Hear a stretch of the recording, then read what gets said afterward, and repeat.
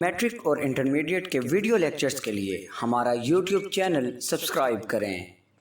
बिस्मिल्लाहिर्रहमानिर्रहीम। अज़ीज़ तलबा, आज के इस लेक्चर में हम उर्दू जमात हम सबक नंबर 6 पंचायत के एक्सरसाइज को हल करने की कोशिश करेंगे।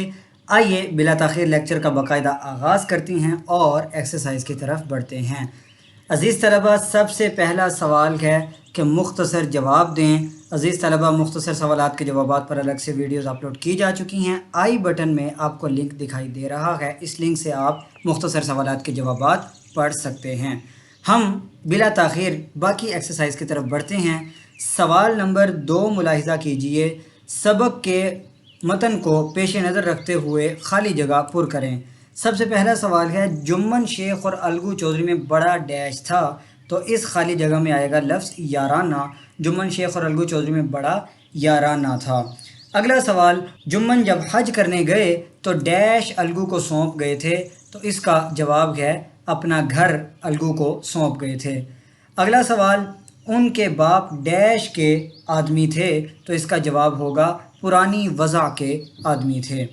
अगला सवाल, शेख जुमराती ख़ुद दुआ और फैज़ के मुकाबले में डैश के ज़्यादा कायल थे, तो इसका जवाब है ताज़ियाने के ज़्यादा कायल थे। अगला सवाल, जुम्मन ने वादे वईद के डैश दिखाकर खाला अम्मा से वो मिल्कियत अपने नाम करा ली थी, तो इस खाली जगह में आएगा सब्ज़ बाग दिखाकर खाला अम्मा से वो मिल्कियत अपने नाम करा ली थी।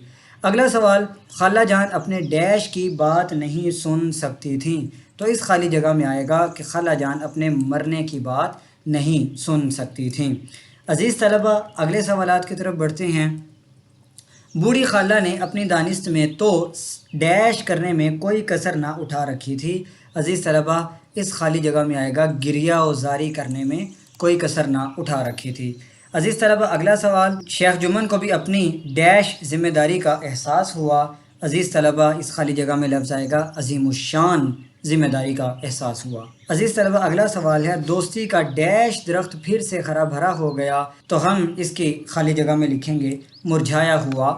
तो यूँ ये जुमला बनेगा, दोस्ती का मुरझाया हुआ दरख्त फिर से हरा भरा हो गया।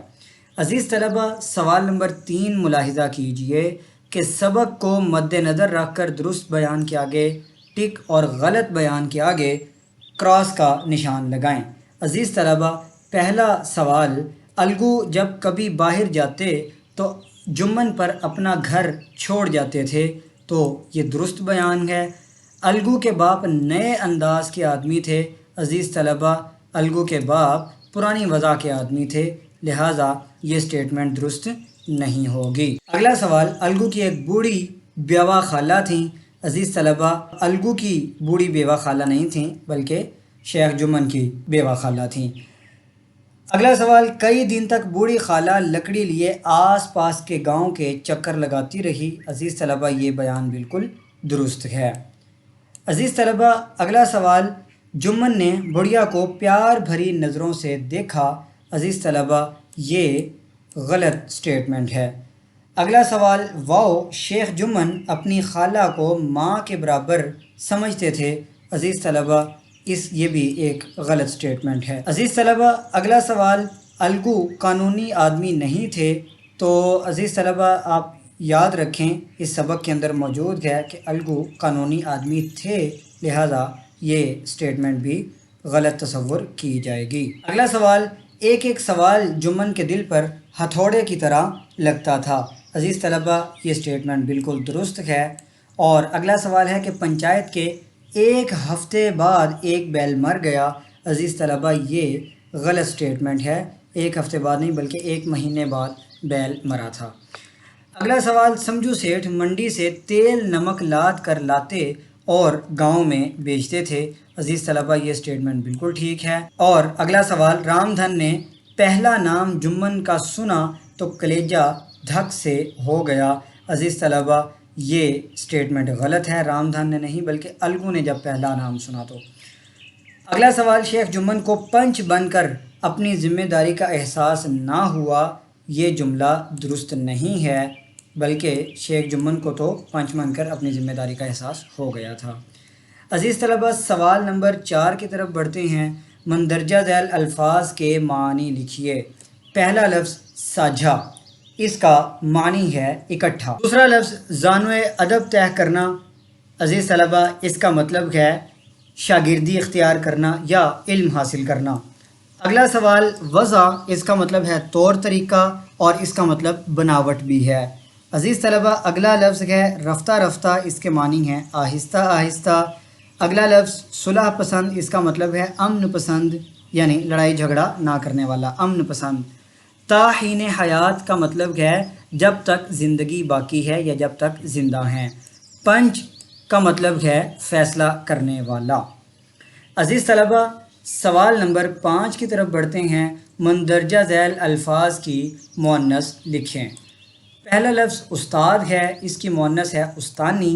دوسرا لفظ شیخ ہے، اس کی مؤنث ہے شیخانی۔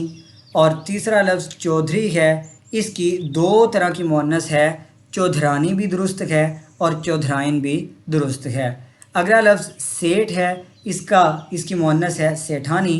اور اگلا لفظ بیل ہے، اس کی مؤنث ہے گائے۔ عزیز طلبہ سوال نمبر 6 ملاحظہ کیجئے، اعراب کی مدد سے تلفظ واضح کریں۔